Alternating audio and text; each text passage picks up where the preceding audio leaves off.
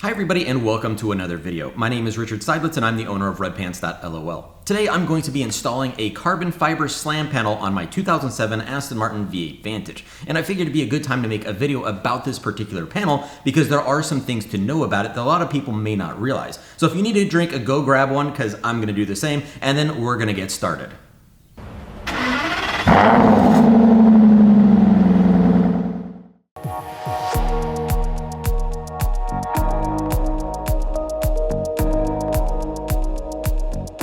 Before we get to the slam panel itself, a quick note about what you're about to see. My car is a little bit different because I have a number of parts from a GT4 race car on it, which makes it a little different. That's why I have those hood pins. No, I didn't do it for style, though I do think they look cool. They're actually a safety feature because I no longer have the front safety latch that would go up here. So when you pop the hood from the inside of the cabin and then go to the front and hit the latch in the front of the hood, I no longer have that latch in the front of the hood, which is why I do have those safety pins. Now when I get to the slam panel, you're going to see that those safety pins are going to be there, and I'm going to have to modify my new slam panel in order to get it to fit over those safety pins. So let's go ahead and get started on what you need to do yourself. The downside of filming alone is that nobody's here to tell me when my sleeve is rolled up or my gut is hanging out, so sorry for that. This is the carbon fiber slam panel that I'm installing. It came from GMR, which is part of the supercharger kit that I've got going on my own car. I'm going to have a carbon fiber cover for the supercharger that's going to be matching this, which is one of the reasons I wanted this. Plus, I think it'll be a little bit less weight because Eric is not allowed to have a lighter Vantage than me, so I have to do everything in my power to make sure that mine is lighter. But this is what the slam panel looks like. As you can see, it's pretty much the same shape and contour. The contours themselves aren't actually meant to direct airflow with these specific lines. It's done for aesthetic purposes, but the panel itself does actually, as a whole, affect airflow, and that is because it helps force air to go through the radiator instead of up and over it along the hood, the underside of the hood. So that is one of the reasons why the slam panel is important. It acts as a radiator shroud. And in fact, similar pieces to this, similar types of parts to this on other cars are often called radiator shrouds. So this is what I'm going to be installing, but I can't install it the way that it is because I have hood pins that need to go in these two spots here and here. So I'm going to be drilling those out to give me the clearance I need for my pins to pass through. Aside from that, we do have a couple things to talk about. So once I put this on, we're going to get to those other points.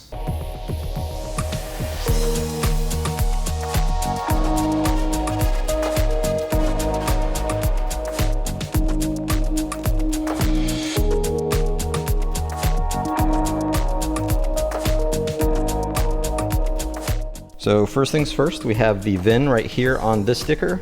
And then right over here, we have the paint code. So if you're not sure what your paint code is, this is where you find it. So mine, AST 1300D, and the color itself is Mercury Silver. And now for the fun part, I'm going to drill holes in my brand new carbon fiber slam panel. I've got a bit that is the perfect size to take out those indentations, but before I do that, I'm going to put some tape on this, which is going to help make sure that the clear coat and the carbon fiber weave underneath don't get frayed as badly as they would if I just left it bare. So let's go ahead and tape this up and then we'll start drilling.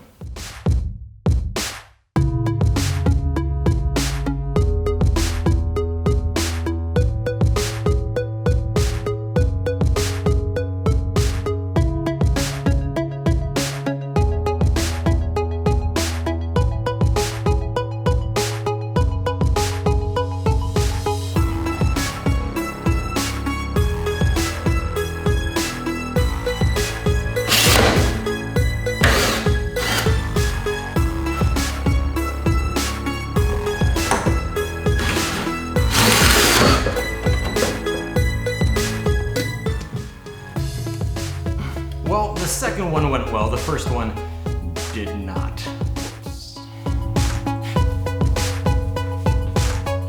Before we install our new slam panel, I want to touch upon one more piece of information that I wanted to share with you guys, which was part of why I wanted to make this video.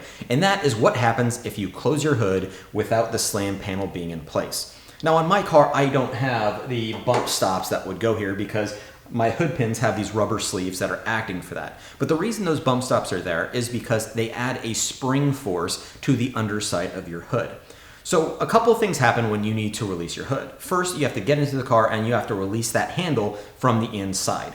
Once that happens, you have to walk around to the front of your car, but you can't just lift it up yet because there's a secondary latch that's at the nose of the car. That's the one where you stick your hand in at the leading edge of the hood, you press up on that latch, and then you can raise it. If you try to open the hood without releasing that second latch, it's not gonna open. It's still gonna be restrained. It'll have more jiggle room, but that secondary latch is there for safety. Now, because I have that lightweight GT4 front end on my car, the front bumper armature that had originally been there acted as a structural support for many of the things that are functional on a standard car. So if some of you have noticed that I have a red toe strap on this car, that's actually functional, and it is a requirement for me because I don't have anywhere to mount the factory tow hook because that was part of that front armature that I no longer have. Along with that was the latch, that secondary latch for the hood. Because I no longer have that, I only have one functional latch, and that's the one inside the cabin. Because I need to make sure that I do everything as safely as possible, except for drinking and drilling, apparently, I needed to put secondary latches, thus the hood pins. So like I said earlier on in the video where I said that it is functional, they are actually functional, and that's why. It's that secondary latch system. So anyway, it's kind of digressing a bit, but the point is that the slam panel acts as a springboard, so to speak, for your hood releasing. Now, if you don't have that in place, even with the bump stops there, there's not going to be enough tension on those bump stops to pop the hood up a little bit to clear the initial latch. So what'll happen is you'll release that first latch, and then the hood will basically just sit there. It's not going to pop up like it normally would. And when it does that, once you release that latch on the inside, it just relatches. So you go to the front and it's like you never did anything because it didn't pop up to clear that first latch. So if you do leave the slam panel off when you close your hood, you'll need to have a second person to help you open it again because you're not going to be able to reach inside and release that hood from the inside while also lifting up on the hood from the outside. So do not close the hood of your car if your slam panel is not in place. All right, and finally, we're going to install our new slam panel. And what I'm gonna be doing is using hand tools. Yes, I used a power tool to remove the bolts, but I'm gonna be using hand tools to reinstall everything because I don't wanna accidentally over torque anything with a power tool. I like installing things by hand. So I'm gonna be using an actual ratchet along with my T30 Torx bit. Also, what I'll be doing is using these rubber washers underneath each of these Torx bolts when I reinstall this. I've already done enough damage to my poor brand new carbon fiber radiator shredder slam panel, excuse me. And I want to minimize that, especially with the new bolts going into this, because once this metal starts tightening, that metal on clear coat is going to do some really quick damage. And yes, it will likely mostly or completely be hidden underneath, but this will just minimize it that much more, so I don't have to worry about it quite as much.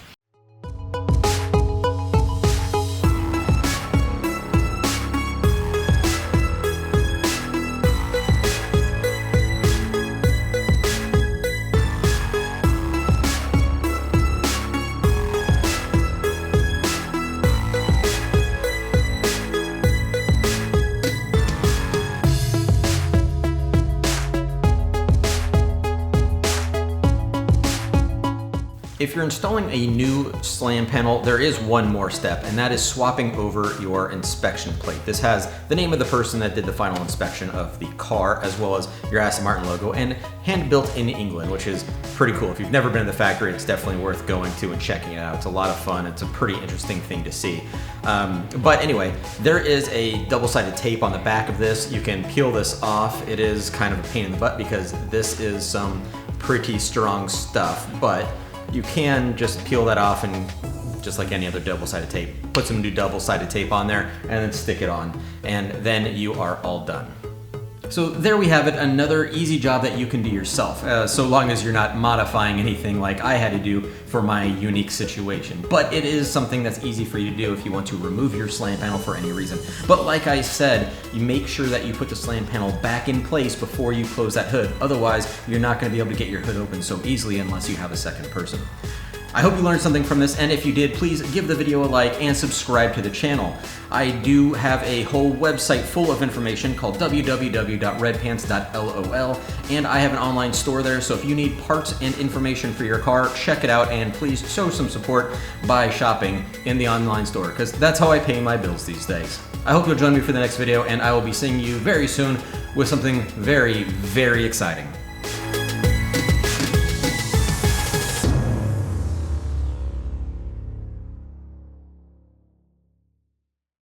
As cool as the sandhill cranes are to see, sometimes they can be a little obnoxious when I'm trying to film.